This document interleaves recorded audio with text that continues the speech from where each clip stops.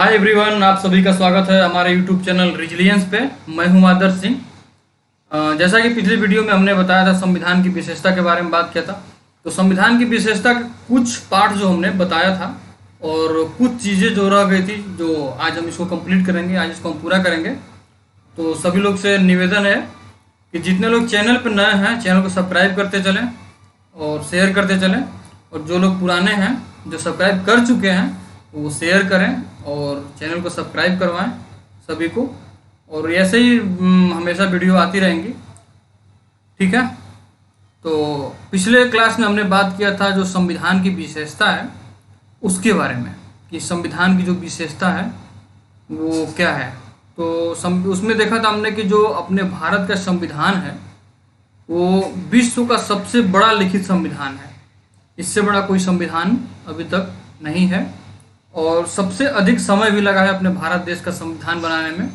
और हमने इस चीज़ को भी बताया था कि जो हमारा भारत का संविधान है, इतना समय क्यों लगा, और जितने भी इसमें अगर कहिए कुछ कंटेंट जो हैं, बहुत ऐसी चीज़ें हैं जो दूसरे देश से ग्रहण किया गया। ग्रहण करने का मतलब कि वहाँ के संविधान का अध्ययन करके, बाकायदे अध्ययन करने के बाद जो सटीक तरीके से भारत की परिस्थितियों के अनुसार जो बैठ सकती थी, उसको इस संविधान में पिरोया गया है, ठीक है। और इसमें यह भी बताया था कि जो अपना संविधान है वो किस तरह से लचीला और कठोर दोनों है। जैसे लचीला की अगर बात करें तो जो लचीला संविधान है वो ब्रिटेन का है, जो आसानी से उसमें संशोधन हो सकता है, और कठोर संविधान जो है वो अमेरिका का है, जो जिसमें आसानी संशोधन नहीं हो सकता है। लेकिन जो अपने भारत के संविधान की जो विशेषता की अगर बात करें तो भारत का जो संविधान है ये अपना लचीला भी है और कठोर भी है। इसको हम आसानी से इसमें संशोधन भी नहीं कर सकते हैं, ठीक है। इसके भी अलग प्रावधान है संशोधन करने के। तो जब हम संशोधन की बात करेंगे तो इसमें हम आपको एक्सप्लेन करेंगे कि नहीं, संशोधन कितने प्रकार के होते हैं और कैसे संशोधन किए जाते हैं, ठीक है। तो इसको हम देखेंगे। आज हम विशेष रूप से देखेंगे संविधान की विशेषता के बारे में। जो संविधान की विशेषताएं क्या हमने कंप्लीट करा दिया था और क्या बाकी रह गई थी, उसको हम आज देखेंगे। एक एक चीज़ों को कवर करते चलेंगे, धीरे धीरे चीज़ों को समझते चलिएगा। तो हम आज बात करने वाले हैं किस पे, संविधान की विशेषता के बारे में। तो हमने पिछले 7 संविधान की जो विशेषता है बता दिया था। वो 7 मतलब हम अपने तरीके से इसको नंबरिंग किया हुआ है। ऐसा कोई ये नहीं है स्पेशल कि नहीं 7 और 15 ऐसी कोई विशेषता है। नंबरिंग हमने अपने तरीके से किया हुआ है, ठीक है। तो देखते हैं आगे की। तो आगे अगर हम बात करें तो हमारे भारत के संविधान में मौलिक अधिकार दिया गया है। जो ये हमारे संविधान की बहुत बड़ी खूबसूरती है, जो ये जनता को एक पावर देती है, शक्ति देती है। और ये संविधान जो मौलिक अधिकार जो है, अपने जितने भारत की जनता है, भारत के लोग हैं, उनकी सुरक्षा की ये गारंटी लेती है, ठीक है। ये गारंटी लेता है कौन? मौलिक अधिकार के थ्रू उसको गारंटी दिया जाता है। और अगर किसी के मौलिक अधिकार का हनन होता है तो वो सीधे सुप्रीम कोर्ट या हाई कोर्ट जा सकता है। 5 तरह के रिट भी हैं जो मौलिक अधिकार के तहत ही आते हैं। उसके बाद राज्य के नीति निर्देशक सिद्धांत हैं, कि जो राज्य का काम है, राज्य के भी कुछ अपने नीति निर्देशक सिद्धांत हैं, ठीक है।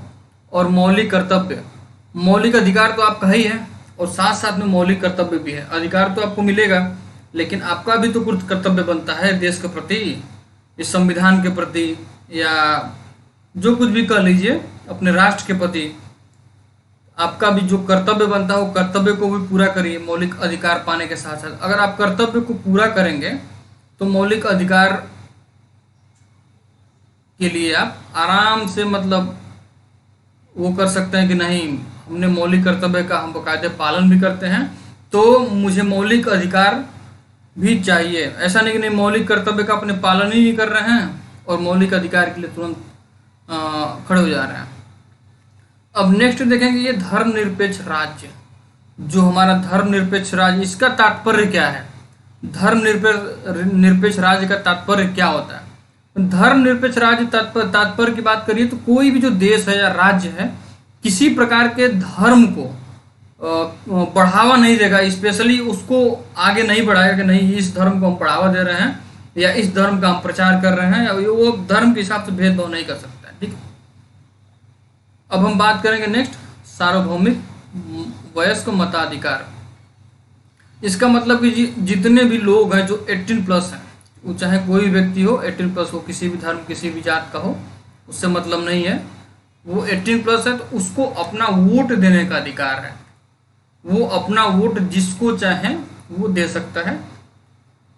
एकल नागरिकता, हमारे भारत देश में एकल नागरिकता है। ऐसा नहीं कि नहीं आपको जिस राज्य में रह रहे हैं उसके भी, जैसे अमेरिका में क्या है, अमेरिका में आपको अमेरिका का तो आपके पास नागरिकता रहेगा ही, अगर आप किसी राज्य में रहते हैं तो उसका भी नागरिकता आपको प्राप्त होगा।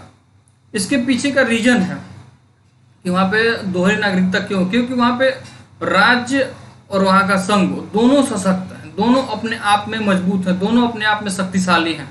पर यहाँ पे ऐसा नहीं है, यहाँ पे क्या है कि संघ शक्तिशाली है, राज्य उतना शक्तिशाली नहीं, इसलिए यहाँ पे एकल नागरिकता है। क्योंकि होता क्या है कि जब कोई आपातकाल लागू होता है अपने देश में, 3 तरह के आपातकाल होते हैं, तो आपातकाल जो लागू होता है तो उसमें क्या संघ जो है एकदम सर्वश्रेष्ठ हो जाता है, संघ ही प्रमुख हो जाता है, सब कुछ संघ के हाथ में हो जाता है। जो संघ राज्य होता है मतलब एक तरह से कहिए तो केंद्र जो है मजबूत हो जाता है। तो इसलिए यहाँ पे एकल नागरिकता है। आपातकालीन प्रावधान, जो आपातकालीन प्रावधान है आर्टिकल 352, आर्टिकल 356 और आर्टिकल 360, ठीक है। ये 3 तरह के आपातकाल होते हैं, इसको हम डिफाइन करेंगे आगे जैसे जैसे बढ़ेंगे। 352 जो होता है ये राष्ट्रीय आपातकाल होता है, 352 जो है ये राष्ट्रीय आपातकाल। ये आर्टिकल कभी कभी आ जाता है एग्जाम हॉल में, एग्जाम में कभी कभी किसी भी एग्जाम में पूछ देता है आर्टिकल, तो आर्टिकल थोड़ा सा जो इम्पोर्टेंट आर्टिकल उसको सब आर्टिकल रटने की जरूरत नहीं है। और ये आर्टिकल 356 ये होता है राष्ट्रपति शासन, जैसे किसी भी राज्य में राष्ट्रपति शासन लागू होता है, ठीक है। ये होता है 360, ये होता है वित्तीय आपात। इसको हम आगे एक्सप्लेन करेंगे। त्रिस्तरीय सरकार, अब क्या है कि जब 73वां और 74वां संविधान संशोधन के तहत त्रिस्तरीय पंचायती राज, त्रिस्तरीय सरकार मतलब त्रिस्तरीय पंचायती राज का गठन हुआ, जो 11वां और 11वीं अनुसूची और 12वीं अनुसूची को जोड़ा गया 1992 में। तो अगर हम बात करें तो जो त्रिस्तरीय सरकार है या त्रिस्तरीय जो चुनाव है पंचायत चुनाव, तो वो बलवंत राय मेहता समिति के तहत इसको लागू किया गया। सर्वप्रथम अगर हम बात करें पंचायती राज जो है, पंचायती व्यवस्था जो है 2 अक्टूबर 1959 को राजस्थान के नागौर जिले से प्रारंभ हुआ था। और किसके द्वारा प्रारंभ किया गया था? पंडित जवाहरलाल नेहरू, उस समय के तत्कालीन प्रधानमंत्री थे पंडित जवाहरलाल नेहरू, उनके द्वारा ये प्रारंभ किया गया था 2 अक्टूबर 1959 को। तो अब एक एक चीज़ों को देखते चलेंगे कि मौलिक अधिकार जो है वो क्या है, राज्य का नीति है तो नीति का सिद्धांत क्या है, मौलिक कर्तव्य क्या है, धर्मनिरपेक्ष राज्य क्या है, इसको देखते हैं आगे नेक्स्ट में बात करेंगे हम मौलिक अधिकार का। मौलिक अधिकार जो है हमारे 6 प्रकार के हैं, 6 प्रकार के फंडामेंटल राइट। जो हमने एक अलग से क्लास भी लिया हुआ है इस पर, जो फंडामेंटल राइट्स के, आप उसको चाहें तो वीडियो में देख सकते हैं अच्छे समझने के लिए। एक एक आर्टिकल को, एक एक चीज़ों को हमने उसमें बाकायदे समझाया है। तो हमारे 6 प्रकार के, इसमें तो हम बस शार्ट में ये आया हुआ है इसको एक्सप्लेन कर दे रहे हैं। 6 प्रकार के मौलिक, पहले 7 होते थे अब 6 हैं वर्तमान में। समानता का अधिकार, पहला क्या है? समानता का अधिकार। दूसरा है स्वतंत्रता का अधिकार। और तीसरा है शोषण के विरुद्ध अधिकार। नेक्स्ट है धार्मिक स्वतंत्रता का अधिकार। 5वां है सांस्कृतिक व शिक्षा का अधिकार। संवैधानिक उपचारों का अधिकार। इसी के तहत रिट, जो 5 प्रकार का रिट होता है, 5 प्रकार का रिट जो होता है इसी के तहत आता है। जो अपना रिट 5 है वो आर्टिकल 32 के तहत ही आता है, 5 प्रकार का दिया हुआ, ठीक है। तो ये हमारे 6 मौलिक अधिकार हैं, 6 फंडामेंटल राइट्स। ये हमारे भारत के संविधान की विशेषता में कि जो हमारे नागरिक हैं उनको ये इस प्रकार की गारंटी देता है कि नहीं, हम आपकी सुरक्षा या आपकी रक्षा का हम वो लेते हैं, जिम्मेदारी लेते हैं, एक तरह से कहिए तो वो मौलिक अधिकार। ठीक है, इसमें देखते हैं मौलिक अधिकार का उद्देश्य क्या है। मौलिक अधिकार का उद्देश्य वस्तुतः राजनीति लोकतंत्र की भावना को प्रोत्साहन देना है। यह कार्यपालिका और विधायिका के मनमाने कानूनों पर निरोधक की तरह काम करते हैं। ठीक है, निरोधक की तरह, ये मतलब रोकने का काम करते हैं। जैसे अब कार्यपालिका हो गई, विधायिका हो गई, तो वो अपने तरीके से कोई काम ऐसा ना करे। तो अगर कोई ऐसा काम करती है तो ये मौलिक अधिकार जो है, जैसे कोई भी राज्य का कोई कर्मचारी है, राज्य कोई व्यक्ति है या कोई राज्य है जो आपके मौलिक अधिकार का हनन करती है, तो आप सीधे कहाँ जा सकते हैं, सुप्रीम कोर्ट या हाई कोर्ट जा सकते हैं। तो अगर वो काम गलत लग रहा है तो वो उसको रोका जा सकता है, उसको उस पर रोक लगाया जा सकता है। तो ये रोकने का काम करती है कौन, मौलिक अधिकार। उल्लंघन की स्थिति में इन्हें न्यायालय के माध्यम से लागू किया जा सकता है। जिस व्यक्ति के मौलिक अधिकार का हनन हुआ है वह सीधे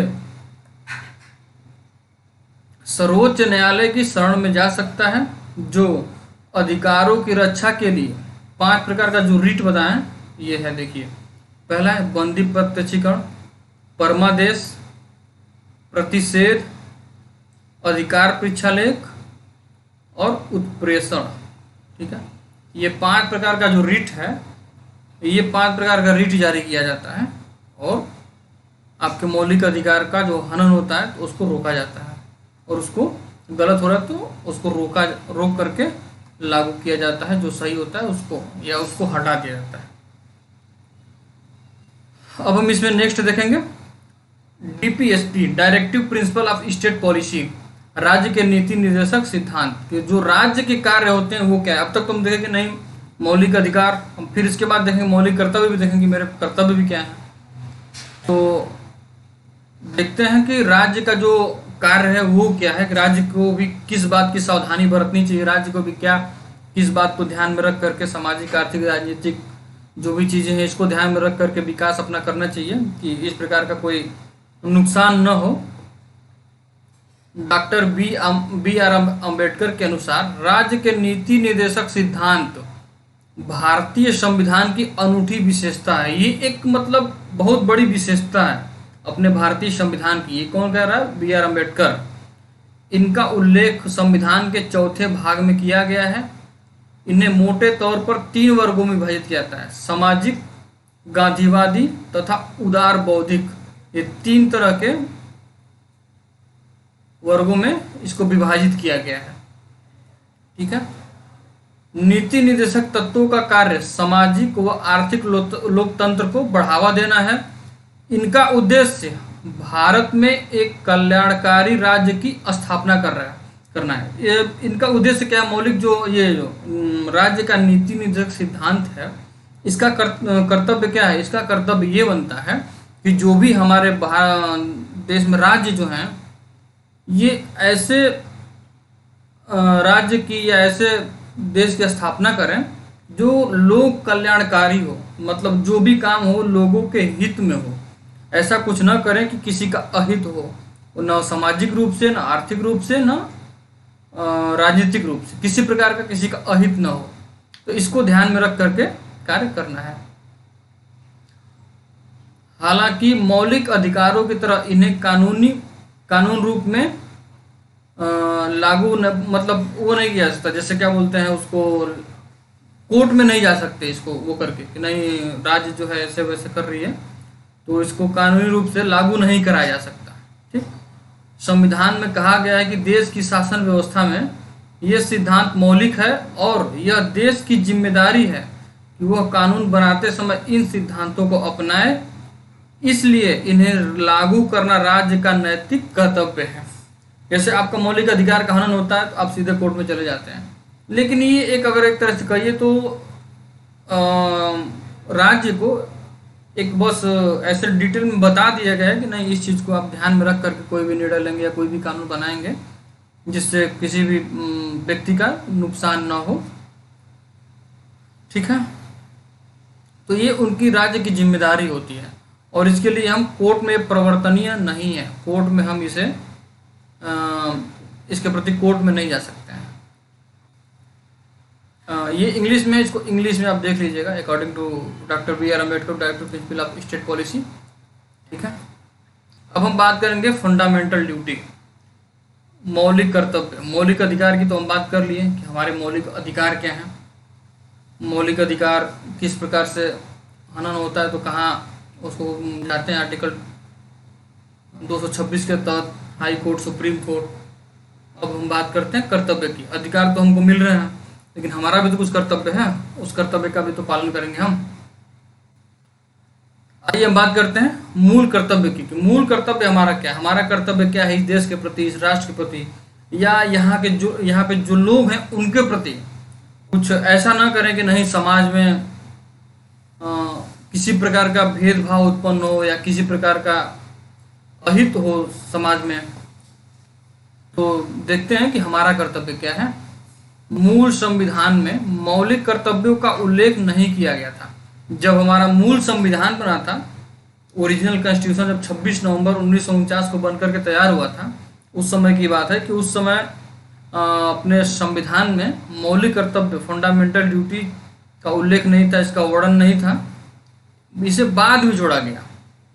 बाद में लगा कि नहीं, जनता को हम तो अधिकार दे रहे हैं, इनके अधिकार क्या, लेकिन कर्तव्य भी तो इनको दें। तो इसको बाद में स्वर्ण सिंह समिति की सिफारिश के आधार पर, इसको स्वर्ण सिंह समिति के सिफारिश के आधार पर 1976 में 42वें संविधान संशोधन के माध्यम से आंतरिक आपातकाल, उस समय आपातकाल चल रहा था, 25 जून 1975 को इंदिरा गांधी की सरकार थी, उस समय आपातकाल देश में लागू थे। और उसी दौरान 1976 में ये संशोधन हुए और इसको जोड़ा गया मूल कर्तव्य को, ठीक है, के दौरान शामिल किया गया। 2002 के 86वें संविधान संशोधन ने एक और मौलिक कर्तव्य जोड़ा, जैसे बाद में फिर जरूरत पड़ी 2002 में भी एक मौलिक कर्तव्य को जोड़ा गया। मौलिक कर्तव्य क्या था, भाग 4A में मौलिक कर्तव्यों का जिक्र किया गया है, जिसमें केवल एक अनुच्छेद 51A है। अनुच्छेद 51, जैसे 36 से 51 तक में आपका DPSP है, उसके बाद आपका फंडामेंटल ड्यूटी है, 51A में ही जोड़ दिया गया है। इसके तहत भारत का कर्तव्य होगा, भारतीय का कर्तव्य, जो भारत का नागरिक है, भारत का प्रत्येक नागरिक का यह कर्तव्य होगा कि वह संविधान, राष्ट्रध्वज और राष्ट्रगान का आदर करे, राष्ट्र की संप्रभुता, एकता और अखंडता की रक्षा करे, हमारी मिश्रित संस्कृति को समृद्ध धरोहर का अनुरक्षण करे, सभी लोगों में आपसी भाईचारे की भावना का विकास करे। देखिए, इसका मतलब हम समझाते हैं आपको। इसका मतलब होता है कि जो हमारा देश का राष्ट्रध्वज है, जो हमारा देश का संविधान है, जिससे जो हमारे देश का संविधान है उससे पूरा देश चलता है, देश की पूरी शासन व्यवस्था चलती है। वो चाहे राज्यपाल हो, चाहे राष्ट्रपति हो, चाहे प्रधानमंत्री हो, चाहे कोई भी पद हो, A to Z। हम यूपीएससी की ही बात तो क्यों न कर ले, यूपीएससी का भी अगर बात करें, संघ लोक सेवा आयोग, उसका भी वर्णन हमारे भारतीय संविधान में दिया गया है, भारतीय संविधान में निहित है। उसके जो भी कार्य होते हैं उसी के तहत होते हैं। तो हमारा जो संविधान के प्रति सम्मान, संविधान के प्रति आदर, ये बनाए रखें। अपने राष्ट्रध्वज का सम्मान करें, जो हमारा राष्ट्रध्वज तिरंगा है उसका सम्मान करें, उसका अनादर न करें, उसको कहीं भी झुकने न दें, ठीक है। राष्ट्रगान का आदर करें। अगर अक्सर देखते होंगे कि नहीं, राष्ट्रगान जहाँ होता है लोग वहाँ पे खड़े हो जाते हैं। वो 52 सेकंड का जो राष्ट्रगान होता है, जनगण मनगढ़, तो उस समय जब होता है तो लोग खड़े हो जाते हैं। खड़े क्यों होते हैं? सम्मान के लिए, जो राष्ट्रगान का सम्मान करने के लिए लोग खड़े हो जाते हैं। और राष्ट्र की संप्रभुता को भी बनाए रखना है, एकता और अखंडता। अगर कहिए तो भारत देश को ये कहा जाता है कि कई फूलों का एक गुलदस्ता है। जो हमारा भारत है वो क्या है? कई फूलों का एक गुलदस्ता है, मतलब कई टाइप के फूल हैं और उसको एक गुलदस्ता में डाल दिया गया है।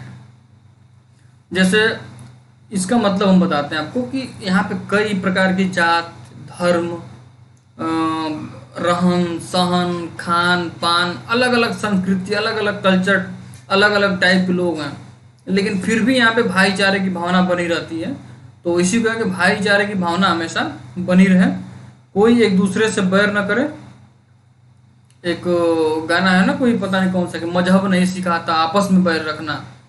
तो वैसे ही है कि बैर आपस में न रखिए, ये अपना मौलिक कर्तव्य है। कोई ऐसा काम न करिए जिससे कहीं अहिंसापन पे या किसी प्रकार का कहीं नुकसान हो, कोई राष्ट्रीय अहित हो, इस प्रकार का कार्य न करिए। ये हमारा क्या है, मौलिक कर्तव्य है। अब हम बात करेंगे धर्मनिरपेक्ष राज्य की, सेकुलर स्टेट की। ये धर्मनिरपेक्ष राज्य क्या होता है, सेकुलर स्टेट क्या होता है, इसको कहेंगे हम सेकुलर स्टेट। भारत कैसा राज्य है, धर्मनिरपेक्ष राज्य है। यह किसी भी प्रकार के धर्म को बढ़ावा नहीं देता है, किसी भी। हाँ, आपको अगर मंदिर बनवाना है, उसका प्रबंधन के लिए अगर जरूरत है किसी प्रकार के राज्य से या किसी प्रकार से अपने केंद्र से, तो वो सहायता प्रदान करेगी। लेकिन ऐसा नहीं है कि नहीं अब ओपन होकर के कि हम इसी धर्म को बढ़ावा देंगे, बाकी धर्म हमारे लिए बेकार है, ऐसा नहीं कर सकते हैं। वो सबको समान नज़र से देखेगी। अगर एक मंदिर के लिए वो पैसा देगी तो एक मस्जिद के लिए भी पैसा देगी, ठीक है। ऐसा नहीं करेगी नहीं हम मंदिर के लिए पैसा देंगे, मस्जिद के लिए नहीं देंगे, या ऐसा किसी भी प्रकार से वो भेदभाव नहीं कर सकती है। इसलिए हम धर्मनिरपेक्ष राज्य मानते हैं अपने देश को। और भारत जो है भारत का संविधान जो क्या है, वो धर्मनिरपेक्ष है। इसलिए किसी धर्म विशेष को भारत के धर्म के तौर पर मान्यता नहीं देता है। संविधान के प्रावधान के अनुसार भारत में धर्मनिरपेक्ष लक्षण क्या क्या हैं उसको देखते हैं। जो है 5-6 लक्षण हैं, उसको देखते हैं। एक मिनट,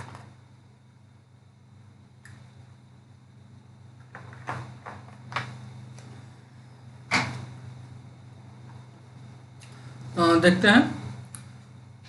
पहला लक्षण देखते हैं। वर्ष 1976 में 42वें संविधान संशोधन द्वारा संविधान की प्रस्तावना में धर्मनिरपेक्ष शब्द जोड़ा गया। ऐसा नहीं था कि नहीं धर्मनिरपेक्ष पहले से भी था, लेकिन लगा कि नहीं इसको थोड़ा हाईलाइट करने की जरूरत है, इसको थोड़ा सा और लोगों को बताने की जरूरत है, इसलिए इसको बाद में स्पेशली जोड़ा गया। 42वें संविधान संशोधन इतनी बार इतनी चीज़ें उसमें जोड़ी गई, इतनी चीज़ें उसमें हुआ कि उसको मिनी कॉन्स्टिट्यूशन भी कहते हैं। 42वां जो संविधान संशोधन था, ठीक है। प्रस्तावना हर भारतीय नागरिक की आस्था है, ठीक है। पूजा अर्चना व विश्वास की स्वतंत्रता की रक्षा करता है, ठीक है। धर्म के नाम पर किसी प्रकार का भेदभाव नहीं किया जाए। जो धर्मनिरपेक्ष राज्य है, धर्मनिरपेक्ष का मतलब क्या होता है कि वो किसी प्रकार का भेदभाव नहीं करेगा। सार्वजनिक सेवाओं में सभी नागरिकों को समान अवसर दिए जाएंगे। जैसे कोई भी सार्वजनिक कार्य है तो उसमें सभी को समान प्रकार के अवसर दिए जाएंगे, उसमें किसी प्रकार का भेदभाव नहीं किया जाएगा किसी से।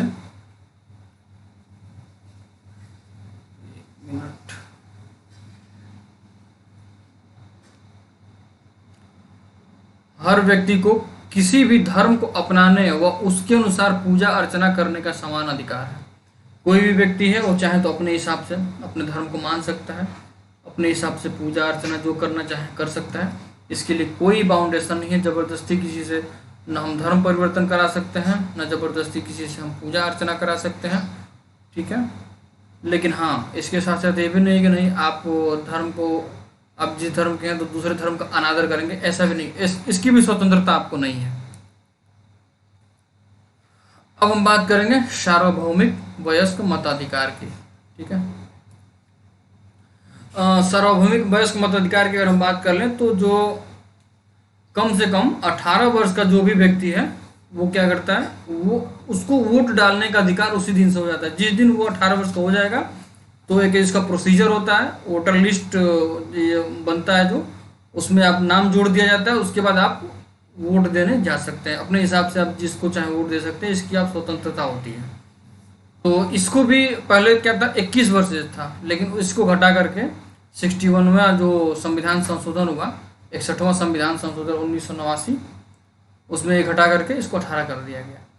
तो भारतीय संविधान द्वारा राज्य विधानसभाओं और लोकसभाओं के चुनाव के आधार स्वरूप सार्वभौम वयस्क मताधिकार को अपनाया गया, ठीक है। हर व्यक्ति जिसकी उम्र कम से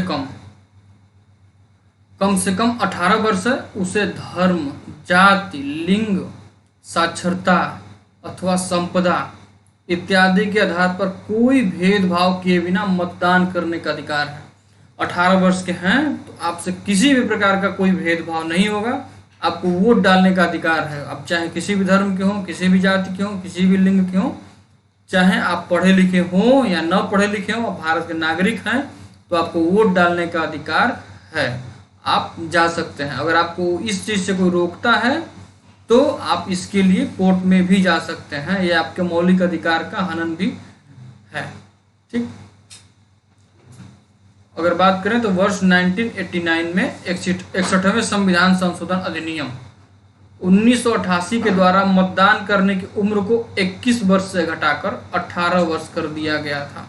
ठीक है, देश की बृहद आकार, जनसंख्या, उच्च गरीबी, सामाजिक असमानता, अशिक्षा आदि को देखते हुए संविधान निर्माताओं द्वारा सार्वभौमिक वयस्क मताधिकार को संविधान में शामिल करना एक साहसिक प्रयोग था। ठीक है, साहसिक कार्य वो साहसिक प्रयोग था। ठीक है, अगर हम बात करें तो जब ये लाया गया तो उस समय क्या था, गरीबी चरम सीमा पे थी। गरीबी तो आज भी है, गरीबी तो खत्म नहीं हुई है, थोड़ी कम हुई है पहले से। जनसंख्या की बात करें तो जनसंख्या में तो हम लोग पूरे विश्व में दूसरे नंबर पे हैं, पहले पे चाइना है, दूसरे पे हम लोग हैं।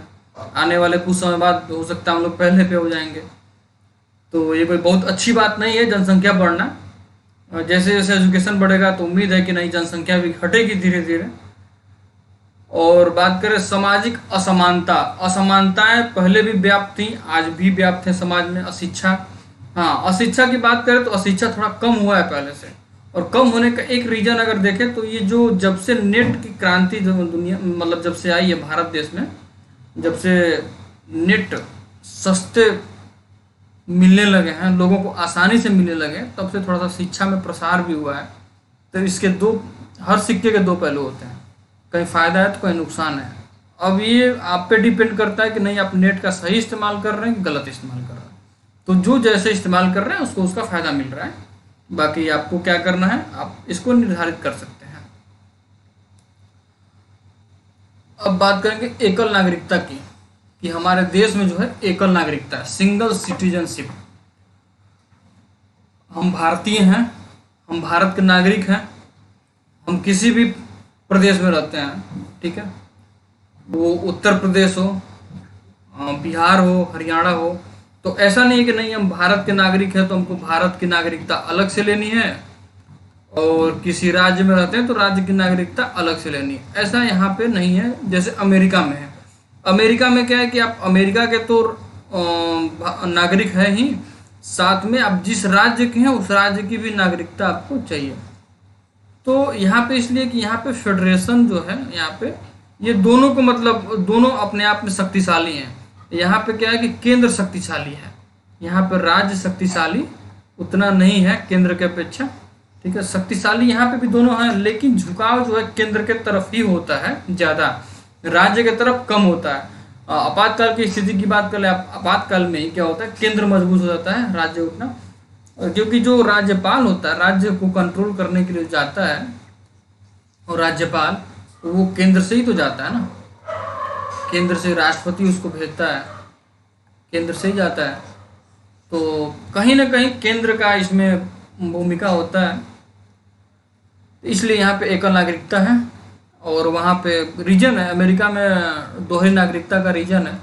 रीजन यही है कि दोनों अपने आप में शक्तिशाली हैं, अगर उसको शक्तिशाली राज्य भी है और वहाँ का केंद्र भी है, तो जब दोहरी नागरिकता नहीं देंगे तो फिर कोई भी राज्य जो है कैसे अपने नागरिक के लिए स्पेशली कुछ कर पाएगा।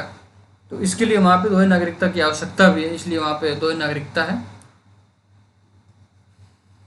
भारतीय संविधान फेडरल है और दो लक्षणों एकल व संघीय का प्रतिनिधित्व करता है, मगर इसमें केवल एक नागरिकता का प्रावधान है। अभी हम बताएं आपको कि एकल नागरिकता यहाँ पे है, एकल नागरिकता का प्रावधान है, अर्थात भारतीय नागरिकता, मतलब भारतीय हैं तो भारतीय हैं। ठीक है, कहीं भी अगर आपसे पूछा सिटीजनशिप तो आप सीधे लिखते हैं इंडियन, इसके अलावा कुछ नहीं लिखना होता है, इंडियन, सिर्फ इंडियन।